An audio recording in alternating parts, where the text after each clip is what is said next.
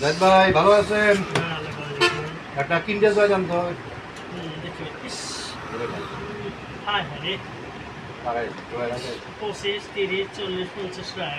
ভাই জান তো বাল সময় নাই সব। ভাই বললেন তো মাথাটা নষ্ট হয়েছে, 10,000 টাকা লস করেন। আমি বলতেছি দিয়ে দিচ্ছি ভাই, একটু দেরি করেন। তাও তো আপনি শুনতেছেন না।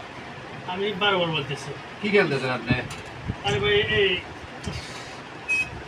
একটা চুপ থাকতে ভাই। আমার তারা আছে ভাই, জান গাড়ি চালাই আছি। আরে ভাই এই বিমানটা আপনি একটা কথার জন্য এই বিমানটা আমি মারবেন না। 10,000 টাকা একটা মার ফের উঠবেন। আসলে ভাই আপনি কয়টা কথা নিবেন? আপনার 20,000 টাকা এটা কি? আরো খেলেন, বেশি করে খেলেন। দোকানদারি বাদ দিয়ে দোকানদারি বাদ দিয়ে এই করে এখন বেড়ান আপনি, বুঝছেন? আপনি দেখেন তো এইবারে জুয়ে গেলে কেউ কোটিপতি হয়েছে, বরঞ্চ সবার লসেই। আপনার এই দোকান বেঁচে কদিন যে আপনি বেড খেলা লাগবে, বন্ধ করেন।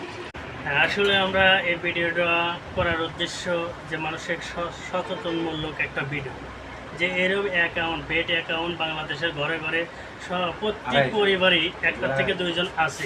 হয়তো বাপ ছেলের কাছে লাঞ্ছিত হয়েছে, ভাইয়ের কাছে লাঞ্ছিত হয়েছে শুধু এই বেট অ্যাকাউন্টের জন্য।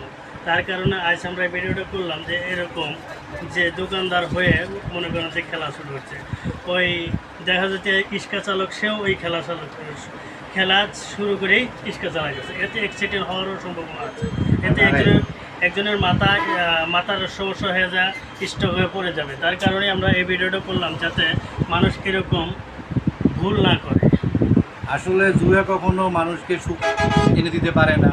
আজ পর্যন্ত যারাই জুয়া খেলছে তারাই মনে করেন যে ফকির হয়েছে। কেউ এমন কোনো লোক নাই দেখাইতে পারবেন না আপনারা যে বেড অ্যাকাউন্টে বা জুয়া খেলে বা ক্যাসিনো খেলে কোটিপতি হয়েছে। সবাই কিন্তু ফকিরই হয়েছে এই জুয়ের কারণে। ঘরে ঘরে অশান্তি, বউয়ের সাথে অশান্তি, ছেলের সাথে অশান্তি, বাসায় খাবার নাই, অথচ একটা লোক টাকা ধার করে আইনে হলেও আপনি যে ক্যাসিনো খেলতেছে, বেড খেলতেছে। তো আপনাদের কাছে অনুরোধ, কেউ এই জুয়ে খেলবেন না, মানে কি জুয়ে আসক্ত হবেন না। আর যদি ভিডিওটা ভালো লাগে সবাই ফলো দেবেন, লাইক করবেন এবং শেয়ার করে দেবেন। ভালো থাকবেন সবাই। আসসালামু আলাইকুম।